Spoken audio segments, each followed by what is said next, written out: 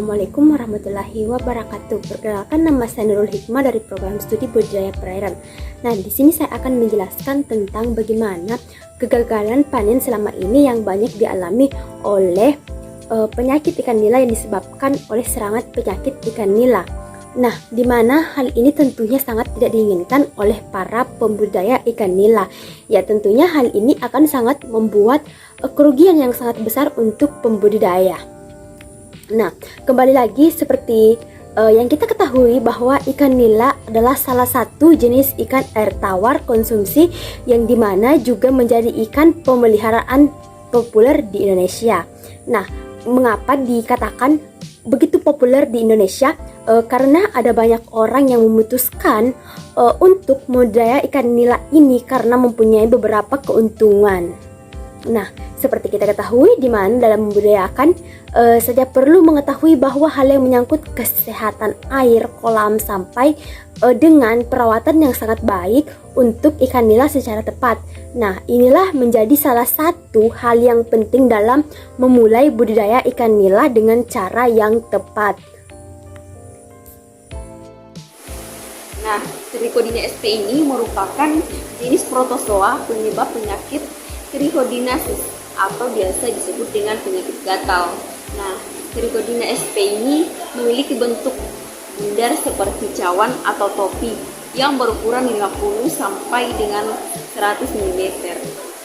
Nah, secara mikroskopik, Trichodina sp ini terlihat seperti lingkaran transparan dengan sejumlah silia.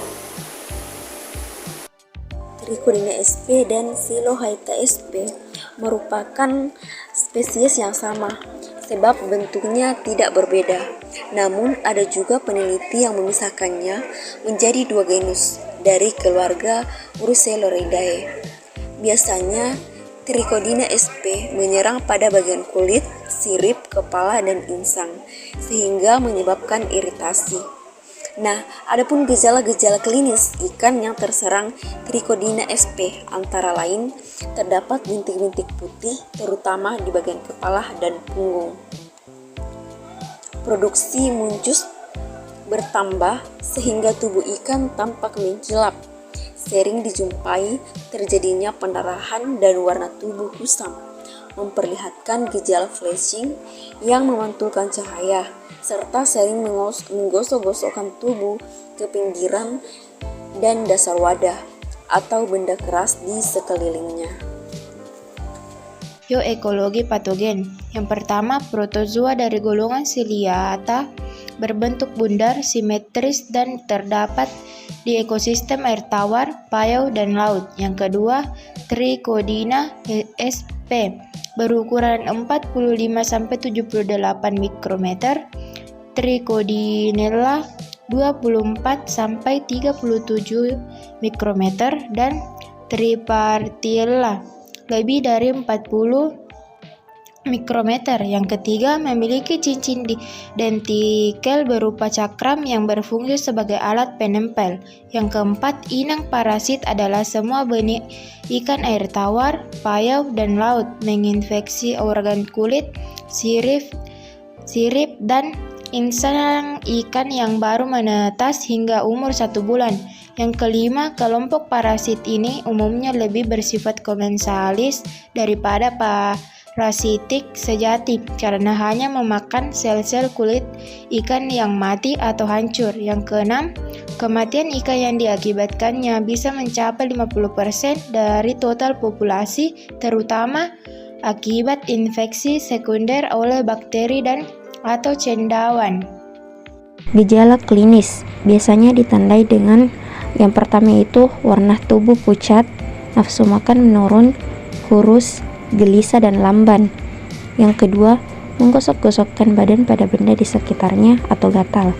Yang ketiga, frekuensi pernafasan meningkat dan sering meloncat-loncat.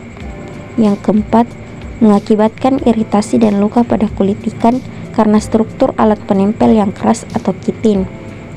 Yang kelima, iritasi sel epitel kulit, produksi lendir berlebihan sehingga berwarna kecoklatan atau kebiruan. Yang keenam, sirip rusak, mengucup atau rontok. Diagnosa: Yang pertama yaitu pengamatan secara visual terhadap tingkah laku dan gejala klinis yang timbul. Yang kedua, pengamatan secara mikroskopis untuk melihat morfologi parasit melalui pembuatan preparat ulas dari organ kulit atau mukus, sirip, atau insang. Pengendalian yang pertama, mempertahankan kualitas air terutama stabilisasi suhu air kurang lebih 29 derajat Celcius. Yang kedua, mengurangi kadar bahan organik terlarut atau meningkatkan frekuensi pergantian air. Yang ketiga, ikan yang terserang trichotillomaniasis dengan tingkat prevalensi dan intensitas yang rendah.